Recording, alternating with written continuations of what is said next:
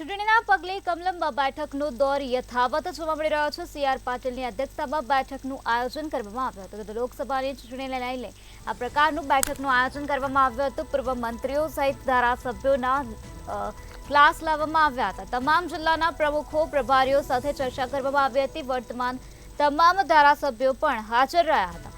તો બેઠકોના લક્ષ્યાંક પૂરા કરવા માટે સૂચના આપવામાં આવી છે। તો લોકસભાની ચૂંટણીના પગલે કમલમમાં બેઠકોનો દોર યથાવત જોવા મળી રહ્યો છે। ભાજપ પ્રદેશ અધ્યક્ષ સી.આર. પાટીલની અધ્યક્ષતામાં બેઠકનું આયોજન કરવામાં આવ્યું હતું, જેમાં પૂર્વ મંત્રીઓ સહિત ધારાસભ્યોના ક્લાસ લાવવામાં આવ્યા હતા। તો તમામ જિલ્લાના પ્રમુખો પ્રભારીઓ સાથે ચર્ચા વિચારણા કરવામાં આવી હતી। વર્તમાન તમામ ધારાસભ્યો પણ ત્યાં હાજર રહ્યા હતા। બેઠકોના લક્ષ્યાંક પૂરા કરવા માટે સૂચના આપવામાં આવી છે। સી.આર. પાટીલની અધ્યક્ષતામાં બેઠકનું આયોજન કરવામાં આવ્યું હતું, જ્યાં પૂર્વ મંત્રીઓ સહિત ધારાસભ્યો હાજર હતા। પૂર્વ મંત્રીઓ સહિત ધારાસભ્યોના ક્લાસ લાવવામાં આવ્યા હતા। બેઠકોના લક્ષ્યાંક પૂરા કરવા માટે સૂચના આપવામાં આવી હતી। તો વર્તમાન તમામ ધારાસભ્યો પણ આ બેઠકમાં હાજર હતા। તમામ જિલ્લાના પ્રમુખો પ્રભારીઓ સાથે ચર્ચા કરવામાં આવી હતી।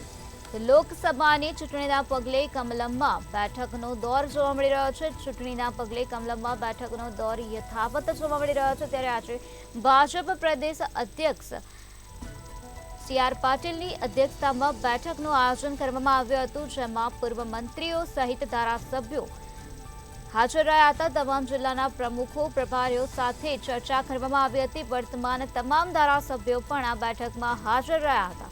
બેઠકોના લક્ષ્યાંક પૂરા કરવા માટે સૂચના આપી દેવામાં આવે છે। આજે ભાજપ પ્રદેશ અધ્યક્ષ સી.આર. પાટીલની અધ્યક્ષતામાં બેઠકનું આયોજન કરવામાં આવ્યું હતું। આજ મુદ્દે વધુ માહિતી આપવા માટે આપણી સાથે સંવાદદાતા ઉજ્જવલ વ્યાસ જોડાઈ ગયા છે। જી ઉજ્જવલ, લોકસભા ચૂંટણીના પગલે કમલમમાં બેઠકનો દોર જોવા મળી રહ્યો છે, શું છે વધુ વિગત?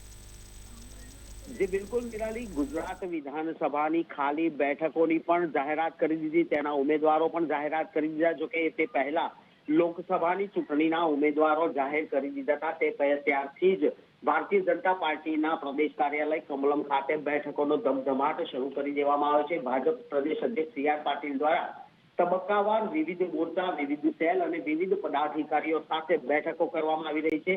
આપને ખાસ જણાવી દઉં કે આજે કમલમ ખાતે જે મહત્વની બેઠક મળી હતી, તેમાં પૂર્વ અને વર્તમાન તમામ ધારાસભ્યો તેમજ પૂર્વ અને વર્તમાન તમામ કેબિનેટ કક્ષાના મંત્રીઓ સાથે પણ સી.આર. પાટીલે મહત્વની બેઠક કરી હતી। ખાસ કરીને આપને જણાવી દઉં કે આ બેઠકની અંદર જિલ્લા પ્રમુખો અને જિલ્લા પ્રભારીઓનો પણ સમાવેશ કરવામાં આવ્યો હતો।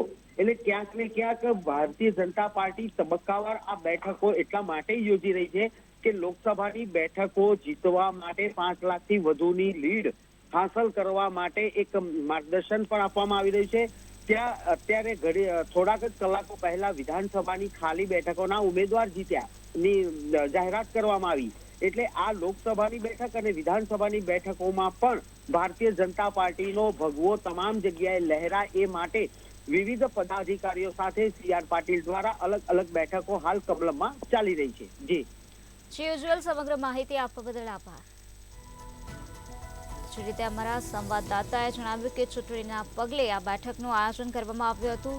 ભાજપ પ્રદેશ અધ્યક્ષ સી.આર. પાટીલની અધ્યક્ષતામાં બેઠક યોજાઈ હતી, જેમાં પૂર્વ મંત્રીઓ સહિત ધારાસભ્યો, તમામ જિલ્લાના પ્રમુખો પ્રભારીઓ અને વર્તમાન તમામ ધારાસભ્યો પણ હાજર રહ્યા હતા। આ બેઠકમાં પૂર્વ મંત્રીઓ સહિત ધારાસભ્યોના ક્લાસ લાવવામાં આવ્યા હતા। બેઠકોના લક્ષ્યાંક પૂરા કરવા માટે તમામને સૂચના આપવામાં આવી હતી। તમામ જિલ્લાના પ્રમુખો અને પ્રભારીઓ સાથે આ બેઠકમાં ચર્ચા વિચારણા કરવામાં આવી હતી। વર્તમાન તમામ ધારાસભ્યો આ બેઠકમાં હાજર રહ્યા હતા, ત્યારે બેઠકોના લક્ષ્યાંક પૂરા કરવા માટે સૂચના આપવામાં આવી હતી। ભાજપ પ્રદેશ અધ્યક્ષની અધ્યક્ષતામાં આ બેઠક યોજાઈ હતી। લોકસભાની ચૂંટણીના પગલે કમલમમાં બેઠકોનો દોર યથાવત જોવા મળી રહ્યો છે। ત્યારે આજે ભાજપ પ્રદેશ અધ્યક્ષની અધ્યક્ષતામાં આજે બેઠકનું આયોજન કરવામાં આવ્યું હતું, જેમાં પૂર્વ મંત્રીઓ, ધારાસભ્યો, તમામ જિલ્લાના પ્રમુખો પ્રભારીઓ હાજર રહ્યા હતા. તો વર્તમાન તમામ ધારાસભ્યો પણ હાજર રહ્યા હોવાનું સામે આવ્યું છે. પૂર્વ મંત્રીઓ સહિત ધારાસભ્યોનો આ બેઠકમાં ક્લાસ લેવામાં આવ્યો હતો. તમામ જિલ્લાના પ્રમુખો અને પ્રભારીઓ સાથે ચર્ચા કરવામાં આવી હતી. તો વર્તમાન તમામ ધારાસભ્યો આ બેઠકમાં હાજર રહ્યા હતા. ત્યારે બેઠકોના લક્ષ્યાંકને પૂરા કરવા માટે સૂચના આપવામાં આવી હતી.